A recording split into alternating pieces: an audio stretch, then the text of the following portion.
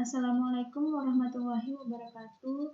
Saya Karmila Sari, mewakili kelompok 3 akan mempresentasikan makalah yang berjudul Penggerakan Dakwah. Sebenarnya di sini saya beranggotakan 2 orang bersama Iksan, tapi di sini saya akan menyampaikan atau menjelaskan tentang penggerakan dakwah ini sendiri. Baik, langsung saja saya akan menjelaskan apa sih yang dimaksud dengan penggerakan dakwah.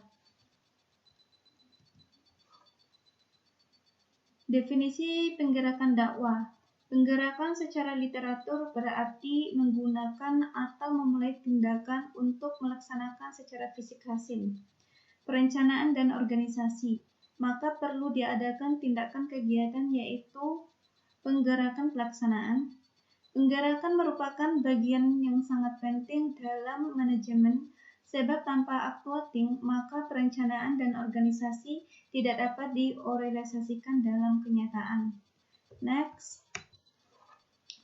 Pemberian motivasi. Istilah motivasi atau motivation berasal dari bahasa Latin, yakni mover yang berarti menggerakkan, to move. Motivasi adalah proses menjelaskan intensitas, arah, ketekunan seorang individu untuk mencapai tujuan. Ada 3 elemen utama dalam definisi motivasi adalah intensitas, arah, dan ketekunan. Adapun proses motivasi dalam penggerakan adalah yang pertama, keikutsertaan dalam pengambilan keputusan.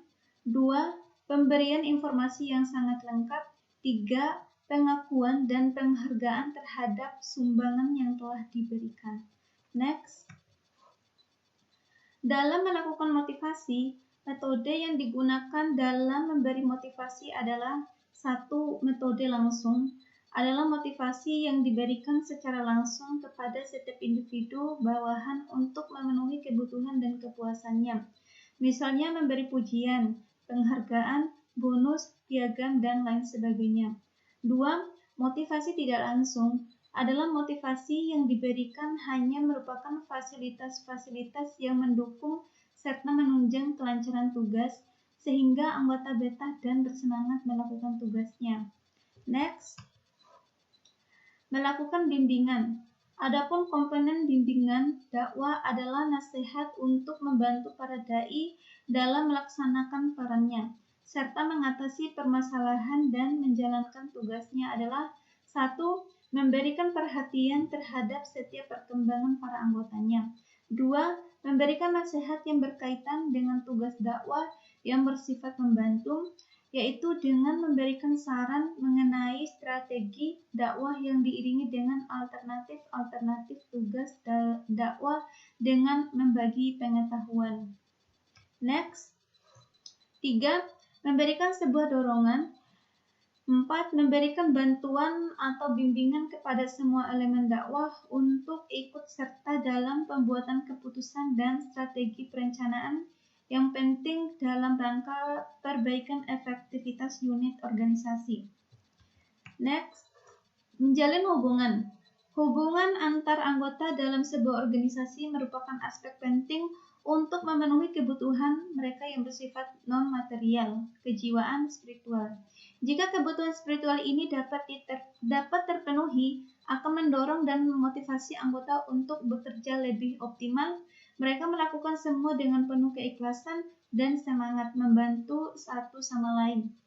Pemikiran manajemen modern mengakui adanya hubungan kemanusiaan dalam proses produksi awal abad 20, di mana manusia merupakan salah satu faktor produksi, akan tetapi tidak mengindahkan sisi kejiwaan mereka. Next. Menyelenggarakan komunikasi.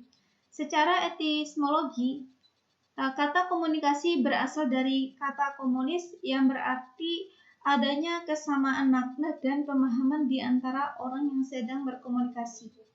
Secara terminologis, pengertian komunikasi dapat dirumuskan sebagai proses penyampaian suatu pernyataan oleh seseorang kepada orang lain. Sedangkan secara paradigmatik, komunikasi berarti proses penyampaian suatu pesan oleh seseorang kepada orang lain untuk memberitahu atau mengubah sikap. pendapat, atau perilaku, baik secara lisan maupun tidak langsung melalui media. Next.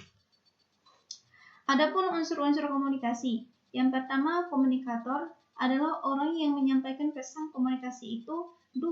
Pesan, yaitu informasi, perintah, laporan, perintah, dan lain-lainnya yang disampaikan itu. 3. Saluran, yaitu orang yang menerima pesan komunikasi tersebut. 4. Komunikasi, yaitu orang menerima komunikasi tersebut.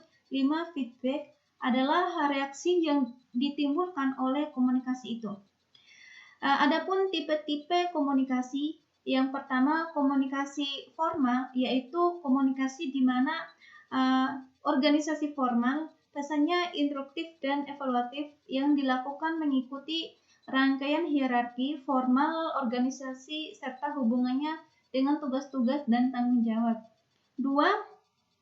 Komunikasi informal adalah komunikasi dalam organisasi informal atau formal. Pesan komunikasinya berfungsi informatif dan evaluatif, jadi tidak berhubungan dengan tugas dan tanggung jawab. Next. Baik teman-teman, mungkin sampai di sini presentasi yang dapat saya sampaikan. Kurang dan lebihnya saya mohon maaf. Wassalamualaikum warahmatullahi wabarakatuh.